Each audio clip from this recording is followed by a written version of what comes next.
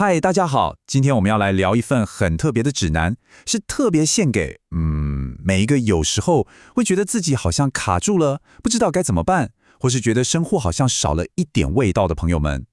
哎，你有没有过这种感觉？好像每天就只是在过日子，甚至有点找不到方向。跟你说，你真的不是一个人。说真的，在这个时代，这种感觉啊，好像已经变成我们这一代人共同的课题了。但你知道吗？最有趣的地方来了。现代的神经科学告诉我们一件事，就是这种卡住的感觉，它的根源呢，往往不是在你的脑袋里，而是在你的身体里。哎，很神奇吧？有一位精神科的先驱，叫做贝塞尔·范德抠医师，他在他的经典著作里面就有提到，我们的身体啊，它其实会记住那些长期的慢性的压力，然后呢，就是这些东西导致我们的心灵跟身体好像，越走越远。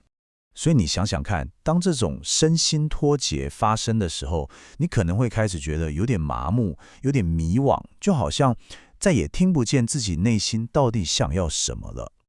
不过，好消息来了，其实啊，有一条路可以带我们找回自己。而且这条路说真的还蛮特别的，它是一条由下而上的路。什么意思呢？就是说它的起点是你的身体，而不只是你脑袋里的想法。好，我们就直接进入正题。第一步是什么呢？其实超级简单，就是重新学会去倾听你身体发出来的声音。这种能力它有一个专有名词叫做内感受 （interoception）。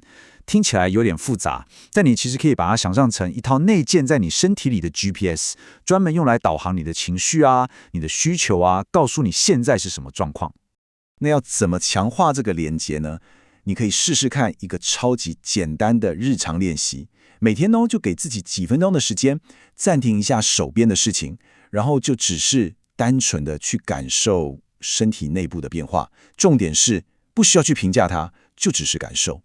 好，当你慢慢开始能够感觉到自己的身体之后呢，我们就来到第二步了，那就是重新拿回对人生的那种掌控感。在心理学上，我们把这种感觉叫做主导权 （agency），它正好就是那种让我们觉得动弹不得的习得性无助的解药，完全是相反的东西。那建立主导权的秘诀是什么？不是要你去做什么惊天动地的大改变，完全不用。它的秘诀是从每天那种小小的、持续的身体行动开始。这就好像在重新教你的大脑说：“嘿，你看，我其实是有掌控权的哦。”你想想看，每当你完成一个像这样的小小练习，你其实都是在向你自己的神经系统发送一个非常非常有力的讯息，那就是我是有能力创造改变的。好，接下来第三步，我们要来处理一个有点棘手的对象，就是我们脑袋里面那个一天到晚喋喋不休的负面声音。我们很多人都以为这个内在的批判者是我们的敌人，对吧？但如果我们换一个角度来看呢，它其实更像一个过度焦虑的保护者。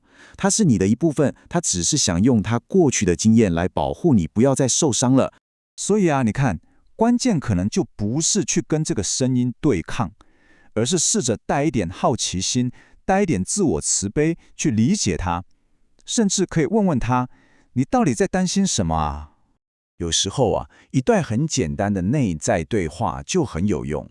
比方说，你可以在心里对他说：“嘿，谢谢你这么努力的想要保护我，但我现在已经长大了，这件事我可以处理的。”光是这样就能改变你整个内心的氛围。好，当我们把自己的内在安顿好之后，就来到最后，而且我认为也是最重要的一步了。因为不管是疗愈还是寻找生命的意义，这件事情从来都不是一个人可以完成的。人的天性就是这样，我们渴望跟别人有连结，我们的大脑天生就被设定成要在一个群体里面运作，而不是单打独斗的。所以那些需要大家共享一个节奏、一起合作的活动，像是合唱团队运动或是一起跳舞，这些对于修复我们的神经系统，还有建立那种真正的归属感，都有非常非常强大的力量。好，讲了这么多，那这趟旅程的终点到底是什么？答案可能会让你有点意外哦。最终的目标其实并不是要你去活出一个什么完美呀，或是不平凡的人生，而是去找到那一份来自于接纳真实自我的自由。真正的满足感，往往就藏在那些很平静、很安稳的日常里面。当你重新掌握了对自己身体、心智，还有对当下生活的感觉时，你就找到了真的。所以你看，这趟旅程的起点根本不需要一个什么巨大的跳跃，它只需要一个微笑但是很真诚的自我觉察。那不如就从今天开始吧，问问自己，我可以用什么小方法来听听我身体的声音呢？